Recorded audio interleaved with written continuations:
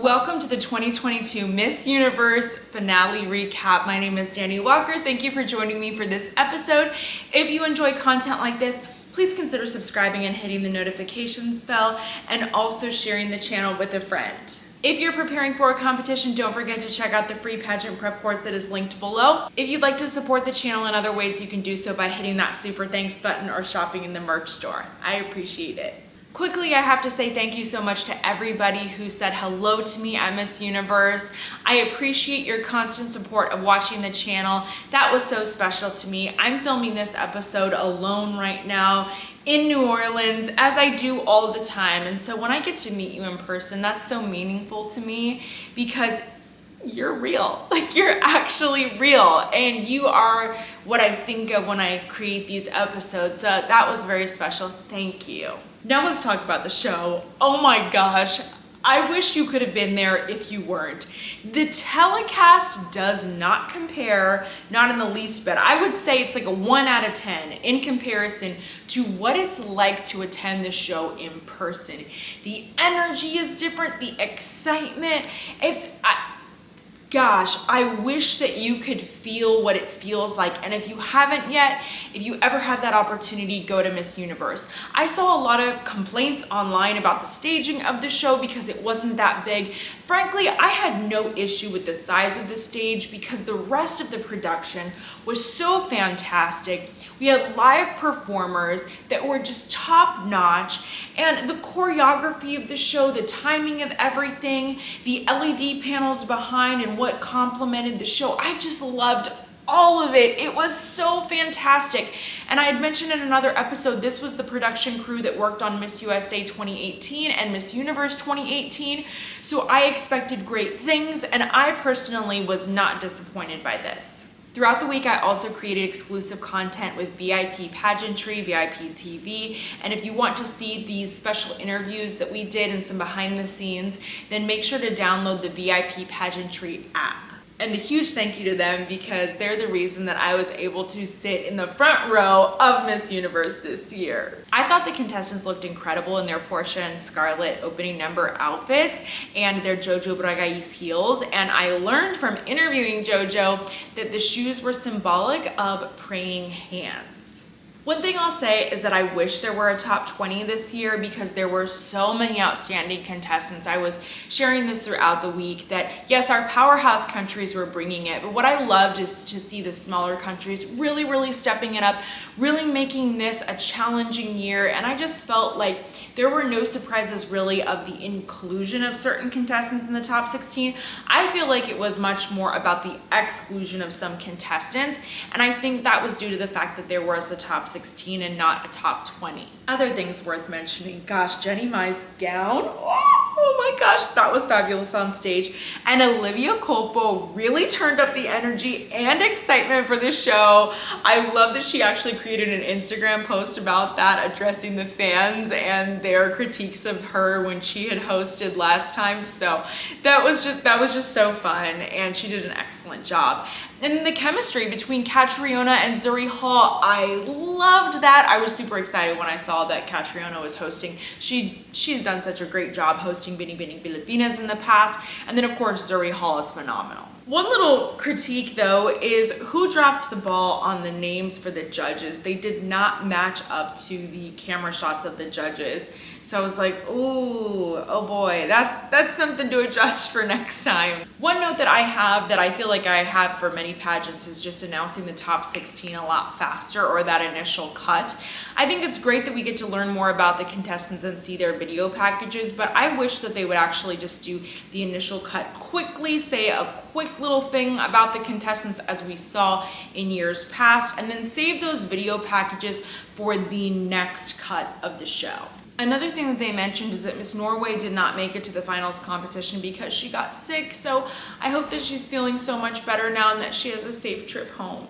This year's top 16 were Puerto Rico, Haiti, Australia, Dominican Republic, Laos, South Africa, Portugal, Canada, Peru, Trinidad and Tobago, Curacao, India, Venezuela, Spain, finally, USA, and Colombia. I think some of the biggest surprises for the top 16 were Laos, Canada. Some might have been surprised by Trinidad and Tobago, although I've talked about her in quite a few episodes. I loved her. I think she had a phenomenal performance. I was really excited for Portugal because her performance for me was one of those ones that was on the edge and that it could go either way. And it was really interesting to me that with the top 16 that we saw the inclusion of surprises. In comparison, I would say check out the Miss Universe 2020 top 20 contestants, because that year I was not surprised at all by that top 20, but it was kind of fun this year to see the top 16 and have those surprises and not just see the countries that you expected to see in the top 16.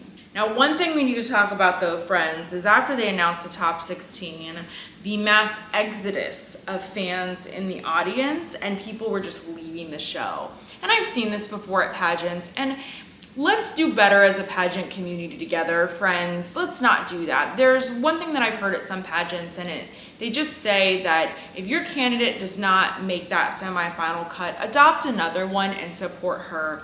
Because these ladies have worked so hard. It's such a huge dream. And I'm always saddened by the contestants that don't come from big countries or don't have the monetary resources to bring their families with them to Miss Universe. And because of that, they don't have people cheering for them in the crowd. And I relate to that because I was one of those contestants.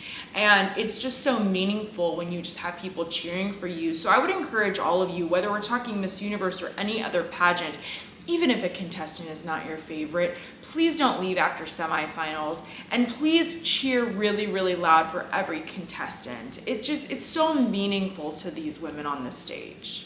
For swim, Tank and the Bangas performed, and that was so fun. I wanted to get up and dance, but I couldn't because I was filming footage for all of you, which you'll see in another episode. It won't be in this one. I'm gonna show you some clips, but in another episode, I'm gonna show you the audience view and what this pageant actually looked like. Well, now I'm gonna talk though about my favorites for swim and the contestants that I was like, okay, these ladies might be advancing to the next round. Now, I didn't know that they were gonna make such a harsh cut from a 16 to a 5.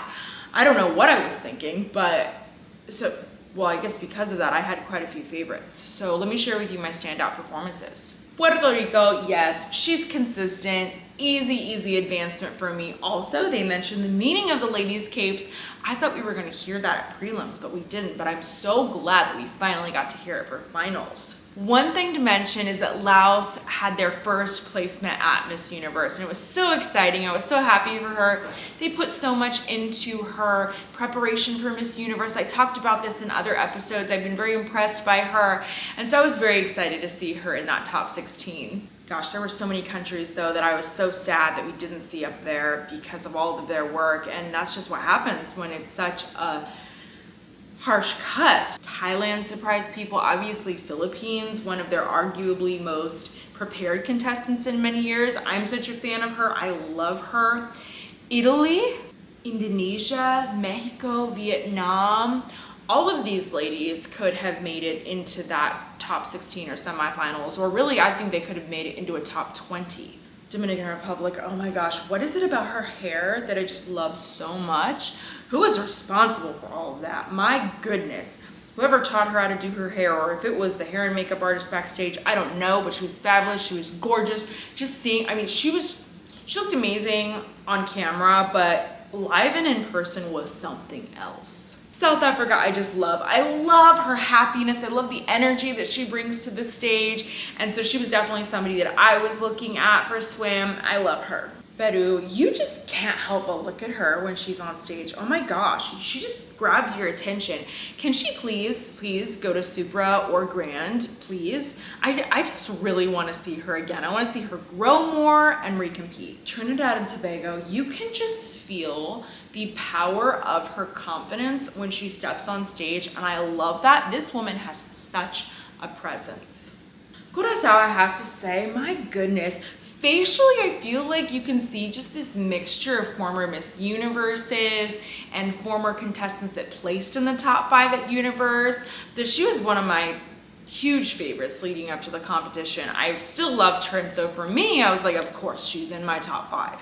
Venezuela for swim, oh my gosh, I got worried. I saw this and I was like, how is USA going to follow this performance? Because the energy, the caliber of the walk, the poses, the turns, the looks at the camera, all of it, all of it. And I want to say though, when I was watching the ladies prior to prelims, going into prelims, I was thinking Venezuela was going to take the crown, and my feelings changed a little bit after seeing her preliminary gown performance, although I knew she was going to make semifinals and I really felt that she was going to be in the top 5, but I just wasn't sure about that crown at that point. USA thought of everything. For finals, she added to her cape. She added this big piece.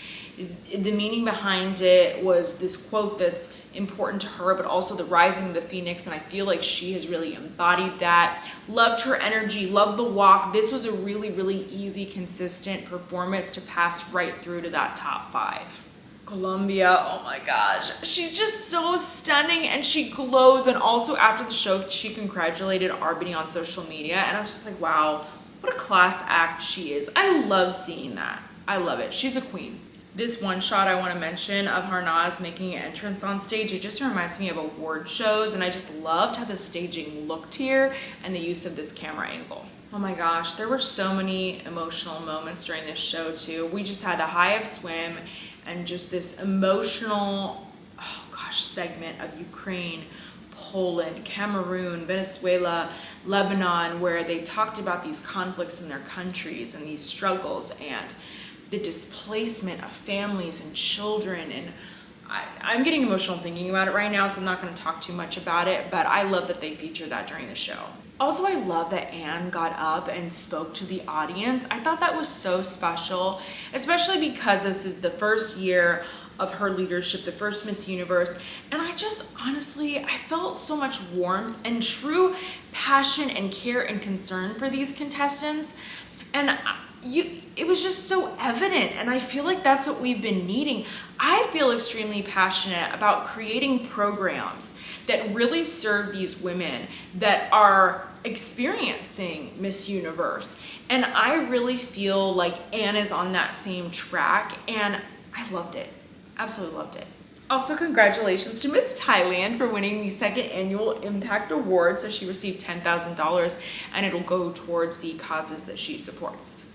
Now let's talk about evening gown. Whoa, okay. Puerto Rico, she kept her same gown, and I'm so glad that she did because this was just stunning on her. Fun fact, I actually met her mom and her sister in the restroom before finals, and I was talking to them and I was sharing about how much I loved her in prelims, and then after I shared that, her mom said, well, I'm her mother. And I was like, oh my gosh, I've just been talking to her mom the whole time. So, hey, I know that you watch the channel. Hey, hello, congrats. But yeah, Puerto Rico just looks so, so stunning. I love her. Dominican Republic, oh my gosh. So this gown was a surprise. We saw a different gown that people took photos of her in rehearsals, and that was a lovely gown as well. But this gown was incredible, and I'm telling you, the telecast does not do it justice. When I was sitting up there and seeing this gown, the way that it shined, that fringe beading that went down the center of it was shining just like diamonds. It was incredible. And then I watched the telecast and I was like, oh, that just does not translate the same way. So I'm telling you, if you did not love her gown on the telecast, you would really have to see it in person. But the performance was all there and I was like, oh, top 5, easily. South Africa, I loved this more daring and unique gown, and this was just fantastic. And I believe that she is the first contestant to place at Miss Universe in a gown with pockets. And ladies get it. If you know, you know. Canada, I must say, loved the gown change. This was so beautiful on stage. This was just a stage gown, and I was like, oh my gosh, loved it. Loved all the feathers. Trinidad and Tobago, once again, the presence that she brings, she doesn't rush anything on stage. I loved it. She kept her prelims gown. It was fantastic there. It was fantastic here. She just shined.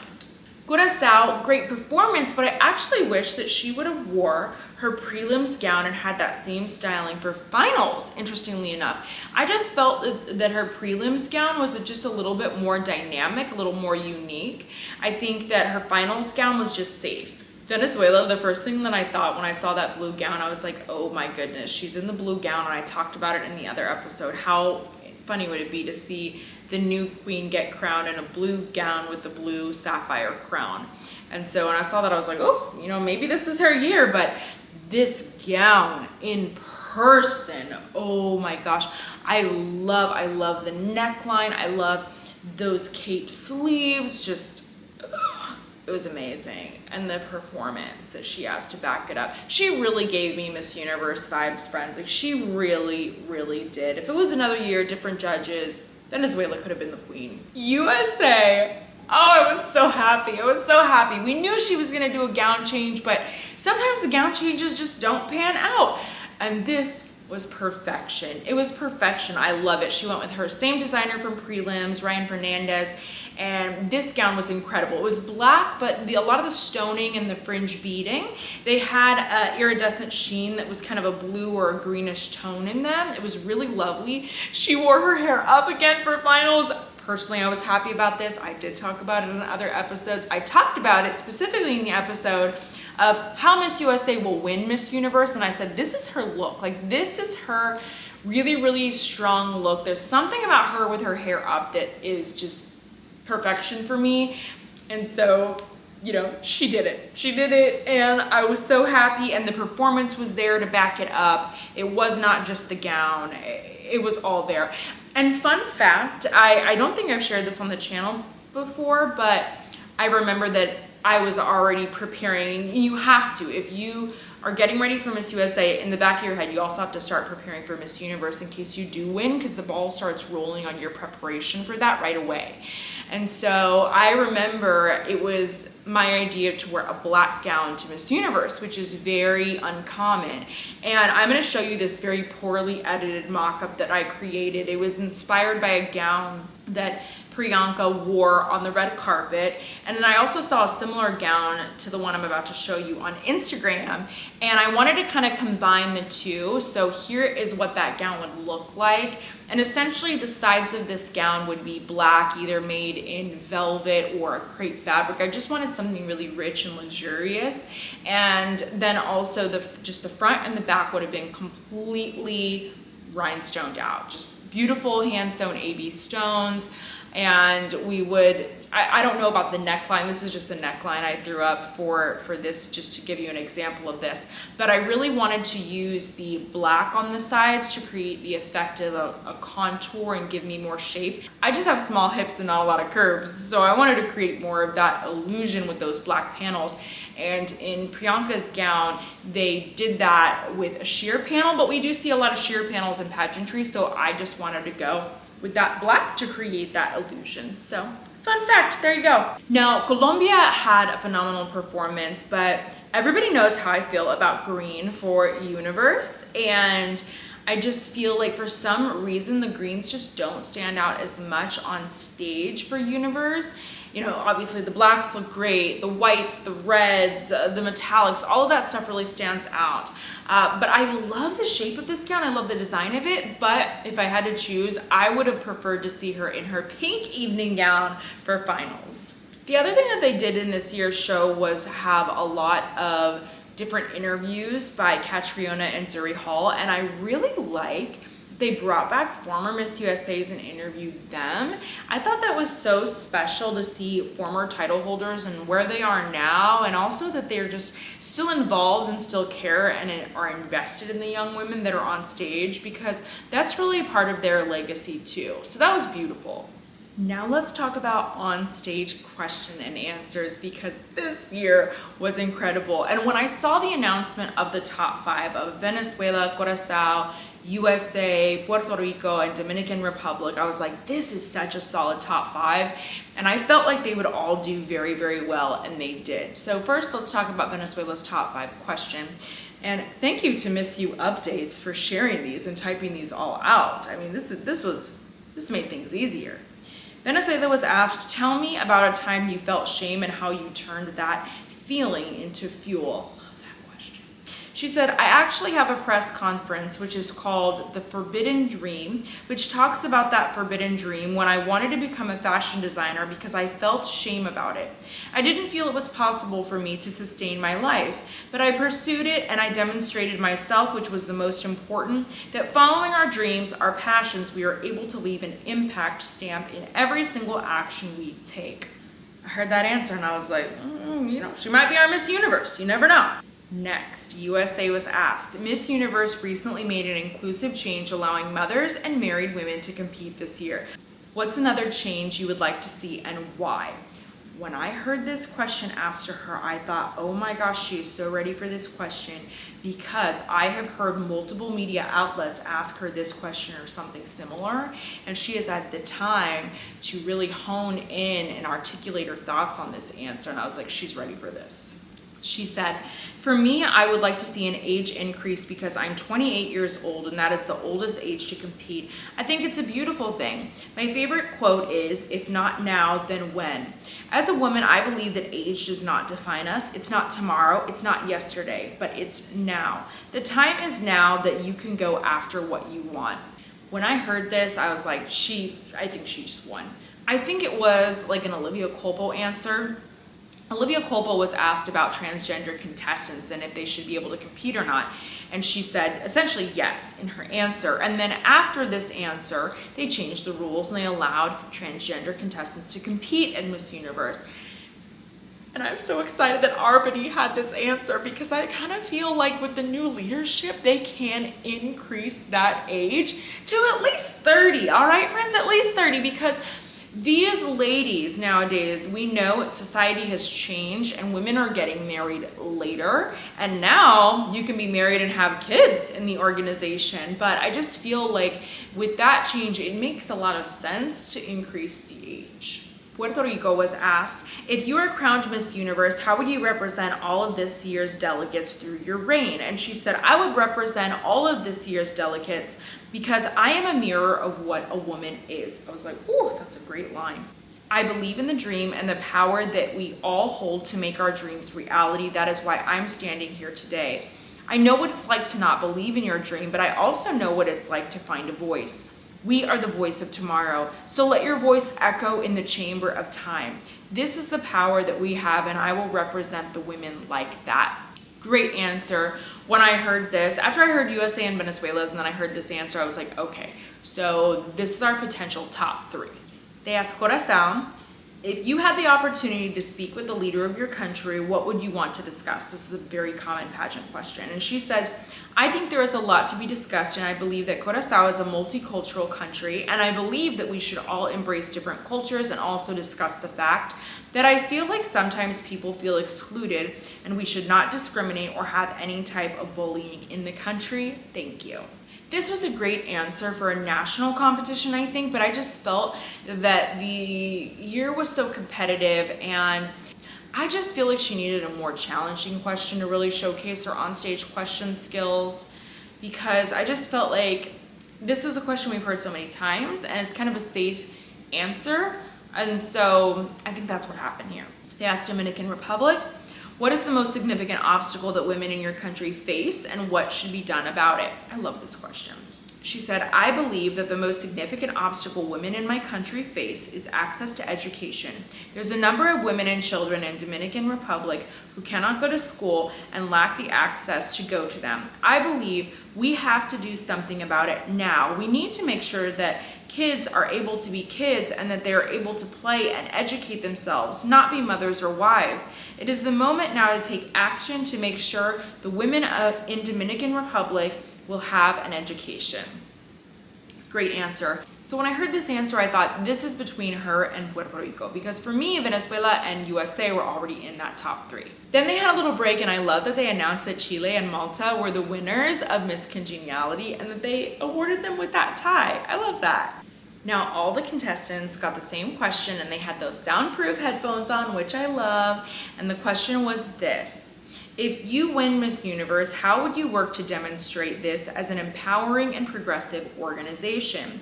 Dominican Republic was first, and she said, I understand that Miss Universe organization is looking for an ambassador, somebody who is able to communicate a message. I have been working for women's rights as long as I can remember. It's been my action every single day. I'm here to demonstrate that no matter where you come from, your background does not define you, your courage and determination do. And I will show that by working every single day, showing my leadership and determination. Thank you. Great, solid answer here. Wow, these women, just wow. Here's USA's answer. Well, I would like to use it to be a transformational leader. As a very passionate designer, I've been sewing for 13 years. I use my fashion as a force for good. In my industry, I'm cutting down on pollution through recycling materials. When I make my clothing, I teach sewing classes to women that have survived human trafficking and domestic violence. And I say that because it is so important to invest in others. Invest in our community and use your unique talent to make a difference. We all have something special, and when we plant those seeds to other people's lives, we transform them, and we can use that as a vehicle for change. It is so interesting. In her first answer, we saw a parallel to the way that Olivia Culpo answered her answer. And then in this one, we see the parallel to how Pia answered her answer. So she referenced transformational leader, which that's exactly what they say that they've been looking for. And then she also talked about her industry and how she uses her skills and talents as a fashion designer to be a force for good. And the name of the crown is a force for good. And when I heard this, I was like, I think she just did it. I mean, like if there was any other doubt, I think she just sealed the deal. And this answer in combination with the other, oh my gosh, is making her year so iconic. But I have a few more thoughts on that I'm going to share at the end. But we gotta mention that Venezuela's answer definitely gave USA a run for her money. She said, if I get to win Miss Universe, I will follow the legacy that many women across the universe has showed to be a part of the organization, because Miss Universe has demonstrated that they choose women who inspire with their messages and transform with their actions. And that's precisely what I would like to do. So her answer also referenced some of this new branding and phrasing. So I was like, ooh, this is close. And the other thing is that you didn't get to see much of this, but during the commercial breaks, and I'll show you in another episode, you could just really feel her sweetness come across, and the way that she was interacting with the other contestants and with the audience. I was like, ooh, the judges are seeing this, they're seeing it, and it could sway them. Now, at the end, it didn't, but I would not have been surprised if Venezuela was crowned. Now, I need to mention that Yolanda Adams sang I'm Every Woman, just like in the pageant movie, beautiful. And when I saw this, I was like, she's such a talented artist, and it was just so cool to hear this song that a lot of pageant fans have seen in a pageant movie. It was just so cool to hear her perform this live, first of all, but second of all, because this song was used in the movie Beautiful, and so there's that pageant reference, and I was like, this is such a perfect moment. I could not have asked for more. Other thing we gotta talk about is Harnaz's farewell gown. Now, I love the farewell gowns because you can wear whatever you want. You're done, wear whatever you want. But this gown was special because on the back of it, she had printed photos of former Miss Universes that represented India, and that was a beautiful touch, on top of this being a stunning gown on her. Very excited to see what life has in store for Harnaz in the future. Now, the results were Dominican Republic, second runner-up, Venezuela, first runner-up, and USA is our new Miss Universe. So let's talk about how this is special for very many reasons. And I've talked about this in a lot of my other coverage of Miss Universe this year. I really talked about this too in my episode about how Miss USA will win Miss Universe, but just a little recap here. This is the 10th anniversary of Olivia Culpo winning the Miss Universe title. So that was something really special. R'Bonney's middle name is Nola, and she was crowned in Nola. Okay. She's a sustainable fashion designer. The new sashes were sustainably made. We're seeing that shift here. She won with her hair in a bun like Olivia Culpo did. She had parallels in her answers to Pia as well as Olivia Culpo. And I said this before. I said the stars just feel like they are aligning for R'Bonney. So much of it makes sense, and I'm so excited for her because I shared this with my friend Brooke, Miss Alaska USA, and I said it's so interesting that when R'Bonney got crowned, that she didn't have her media week, unfortunately. She didn't have what our normal Miss USAs have. And that made me sad because I said, that's not what we want, okay? And the other thing that made me sad is that many of us have said this, that there was no doubt that R'Bonney could win the title of Miss USA. But the way that things played out this year, I just felt like the allegations of favoritism, they started to take away from that. And it just hurt to see and to watch, because R'Bonney could have won Miss USA on her own merit without any of this alleged favoritism. And I'm so excited for this because this was just like this huge redeeming moment. R'Bonney won on her own merit at Miss Universe. She had such attention to detail. All the performances were there, and this is exactly what this queen deserved to have at Miss USA. And so that was so special. The other interesting thing that I was just about to say before I went off on a tangent, as I was talking to my friend Brooke, I was saying it's really interesting that because of everything that happened, Miss USA did not immediately move into her apartment as Miss USA in LA. They had said that she was scheduled to move into that apartment in January, which she couldn't because Miss Universe started. And I said, that's really interesting timing, because last year they did all of this video footage with Elle when she moved into that apartment. It was promotional footage that would be used for when Elle crowned her successor, when they were sharing about the prize package for the next Miss USA. None of that footage was ever created for R'Bonney yet. And I said, wouldn't it be perfect if R'Bonney wins Miss Universe? She never has to move to LA because she didn't. She's been in Houston this time. And instead she goes straight to Miss Universe. Then now, congratulations, Morgan, our new Miss USA from North Carolina. Now Morgan will be able to move into the apartment in LA. And now they can shoot all of that promo content for when Morgan is going to crown her successor with the host apartment that she'll be living at. I mean, unless things change, unless they don't move her to LA because of this ongoing investigation. I don't know about all of that, but I was talking to Brooke about that, and I was like, wouldn't that be so perfect? Because honestly, it's like, if R'Bonney had shot all of that footage, they probably just would have scrapped it, because they're probably gonna have to reshoot it with Morgan, because Morgan will be the outgoing title holder at Miss USA. And I just saw this little clip of R'Bonney on the plane going to New York, and she got the keys to her apartment. And I was just, that is so cool. It's such a special feeling. Also, she's getting her media week. She was on Good Morning America. She's wearing a piece that she designed. She actually wore this same piece in a different color for some Miss USA interviews as well. And I was just like, this is perfect. This is perfect. It was meant to be. There's so many cool parallels, and I just feel like her crowning and her whole experience was just so epic. And it also just feels like this win for the US and for Filipino pageant fans as well. And it's just so special. She is really, gosh, she's gonna have a phenomenal year, an epic year that we're gonna just look back on, and she's gonna be so memorable as Miss Universe. I'm thrilled. I'm excited for her. I absolutely love this show. I love the way that everything fell into place.